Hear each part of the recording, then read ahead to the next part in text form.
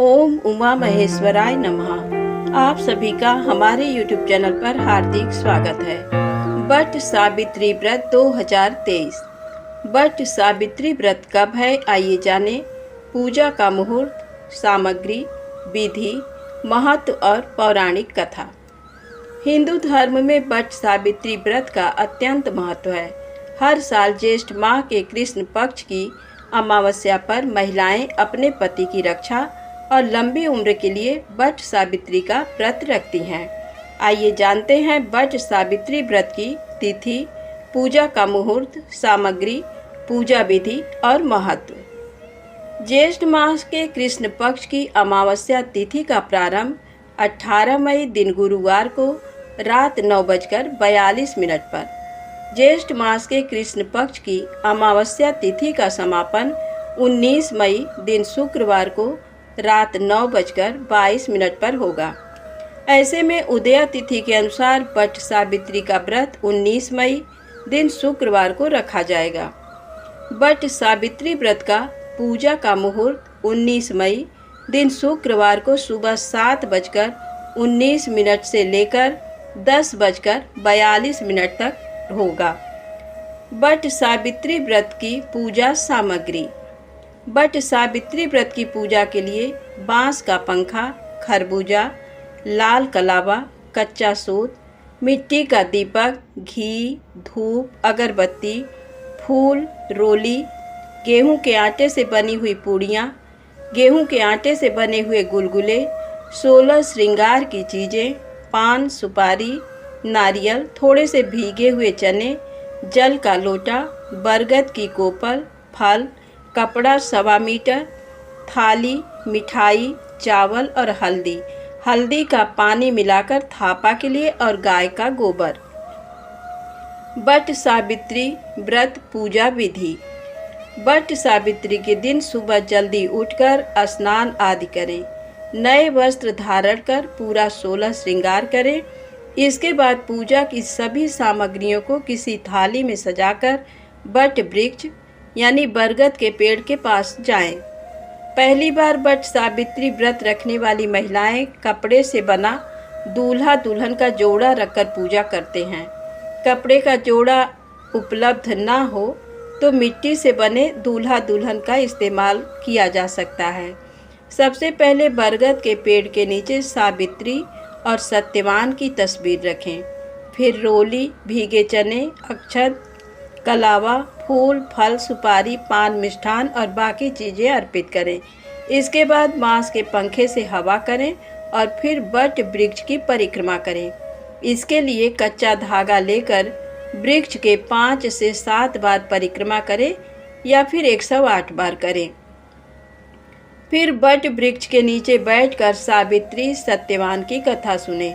अपने पति की लंबी आयु के लिए कामना करें। इसके बाद चने का प्रसाद बांटें। वट वृक्ष की पूजा का विशेष महत्व होता है। वट वृक्ष में ब्रह्मा, विष्णु व महेश तीनों देवताओं का वास माना गया है। यही कारण है कि वट वृक्ष के नीचे बैठकर पूजा करने और व्रत कथा सुनने से सभी मनोकामनाएं पूरी होती हैं। वट वृक्ष को ज्ञान, निर्वाण व दीर्घायु का पूरक माना गया है। मान्यता है कि वट वृक्ष की पूजा से अखंड सौभाग्य की प्राप्ति होती है। जो सुहागन स्त्री वट सावित्री व्रत का पालन और वट वृक्ष की पूजा करती हैं, उसे अखंड सौभाग्य का फल मिलता है। उस महिला के सभी दुख दूर हो जाते हैं और वैवाहिक जीवन के कष्टों से भी मुक्ति मिल जाती है। वट सावित्री का व्रत रखने से पति पत्नी के बीच आपसी प्रेम, तालमेल और मधुरता बढ़ती है। आइए जानते हैं वट सावित्री व्रत की पौराणिक कथा।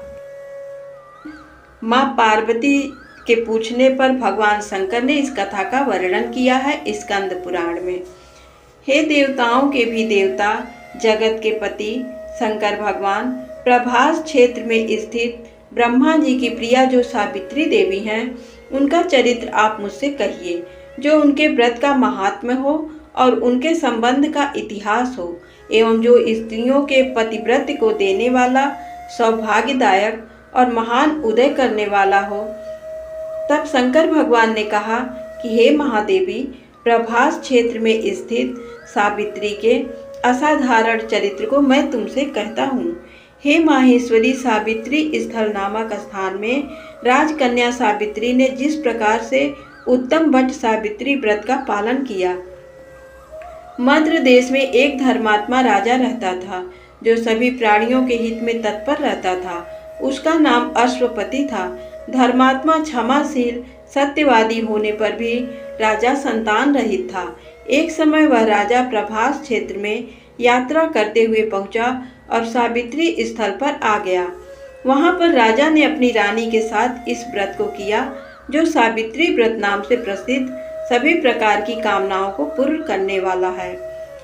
भूर्भुवः स्वः इस मंत्र की साक्षात मूर्ति बनकर स्थिति श्री ब्रह्मा जी की प्रिया सावित्री देवी उस राजा पर प्रसन्न हुई। कमंडल को धारण करने वाली वह सावित्री देवी दर्शन देने के बाद पुनः अदृश्य हो गई। लेकिन देवी के दर्शन के पुण्य से कुछ दिनों बाद राजा अश्वपति के घर देवी के समान रूप वाली कन्या का जन्म हुआ, जो देवी सावित्री के अंश से ही उत्पन्न हुई थी। देवी सावित्री की प्रसन्नता से प्राप्त तथा सावित्री की पूजा करने के बाद उत्पन्न कन्या का नाम भी सावित्री रखा गया। वह राजकन्या देवी लक्ष्मी के समान शोभित होती हुई बढ़ने लगी और धीरे धीरे सुकोमल अंगों वाली वह कन्या यौवनावस्था को प्राप्त हुई। नगरवासी उस कन्या को देखकर यही समझते थे कि वह कन्या कोई देव कन्या है। कमल के समान विशाल नेत्रों वाली एवं तेज से अग्नि के समान प्रज्वलित होती हुई वह सावित्री महर्षि भृगु द्वारा कहे हुए सावित्री व्रत को करने लगी। लक्ष्मी के समान सुशोभित वह कन्या एक दिन देवी सावित्री की पूजा के बाद पिता के पास खड़ी हो गई। उस समय पुत्री की युवावस्था को प्राप्त हुई देखकर राजा ने मंत्रियों से सलाह किया। इसके बाद राजा ने सावित्री से कहा, हे पुत्री, तुम्हें योग्य वर को देने का समय आ गया है। मुझसे कोई तुम्हें मांगने के लिए भी नहीं आता और मैं भी विचार करने पर तुम्हारी आत्मा के अनुरूप वर को नहीं पा रहा हूँ। अतः हे पुत्री, देवताओं के निकट मैं जिस तरह से निंदनीय ना हूँ वैसा तुम करो। मैंने धर्मशास्त्र में पढ़ा और सुना भी है कि यदि पिता के गृह में रहती हुई विवाह के पहले ही जो कन्या रजो धर्म से युक्त हो जाती है उसके पिता को बड़ा पाप लगता है। इसलिए हे पुत्री, मैं तुमको भेज रहा हूँ कि तुम स्वयं ही अपने योग्य वर ढूंढ लो। वृद्ध मंत्रियों के साथ शीघ्र जाओ और मेरी बात को मानो। उसके बाद जैसा कहते हैं वैसा ही होगा।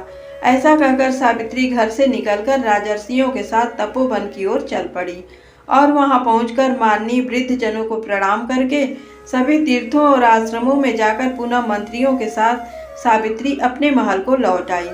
वहां सावित्री ने पिताजी के साथ देवर्षि नारद को बैठे हुए देखा। आसन पर बैठे हुए नारद जी को प्रणाम करके मुस्कुराती हुई जिस कार्य के लिए वन में गई थी सारी बातें कहने लगी।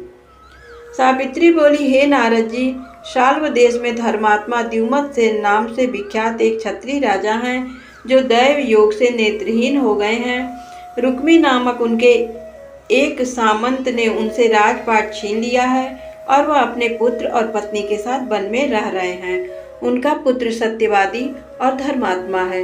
उसे ही मैंने मन में पति रूप में वरण किया है। नारद जी सावित्री के वचनों को सुनकर बोल पड़े, हे राजन, सावित्री ने ये बड़ा कष्टप्रद कार्य कर डाला। बाल बुद्धि होने से इसने केवल गुणवान समझकर सत्यवान को वरण कर लिया। सत्यवान मिट्टी के घोड़े बनाता है और घोड़े का चित्र भी बनाता है। इससे उसे चित्राश्व भी कहते हैं। सत्यवान दान और गुण में रंतिदेव के शिष्य के समान है।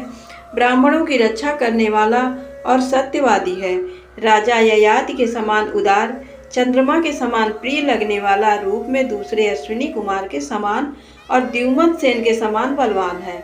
लेकिन उसमें केवल एक दोष है, दूसरा कोई नहीं कि सत्यवान आज से ठीक 1 वर्ष पर छीड़ाई हो जाने से देह त्याग कर देगा। इस प्रकार नारद जी की बात सुनकर राजकन्या सावित्री ने राजा से कहा, राजा लोग किसी से एक बार कोई बात कहते हैं, ब्रह्मवेत्ता एक ही बार कहते हैं और एक ही बार कन्या दी जाती है।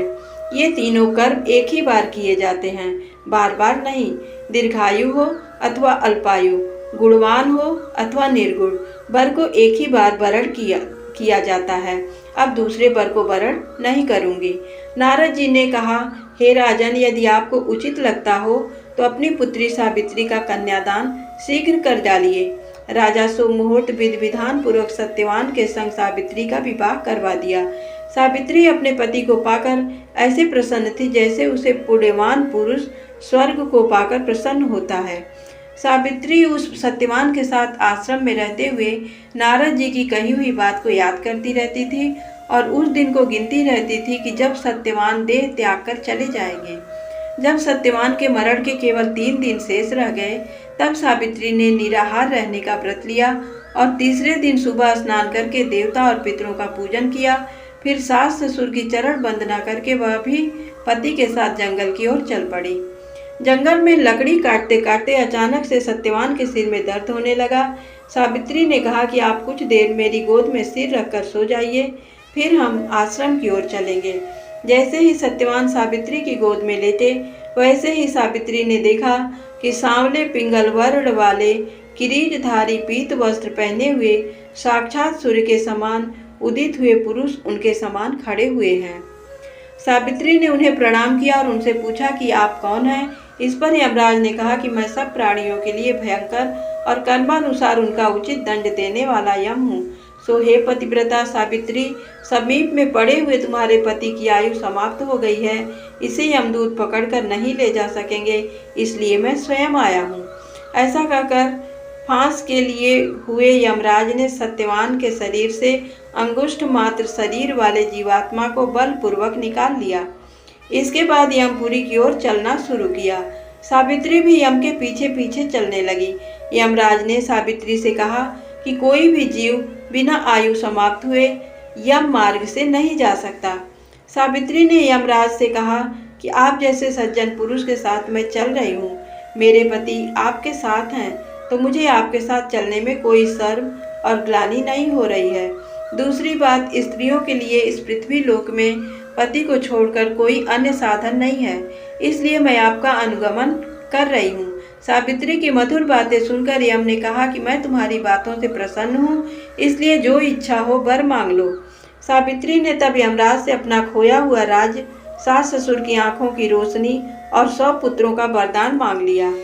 अपने वरदान में जाल में फंसकर यमराज ने सत्यवान की आत्मा को मुक्त कर दिया और सावित्री को लौटा दिया। सावित्री पति के साथ अपने आश्रम लौट आई। सावित्री देवी का व्रत किया, जिसके प्रभाव से सास ससुर की आंखों की रोशनी लौट आई। इनका राज्य भी मिल गया और 100 पुत्र हुए।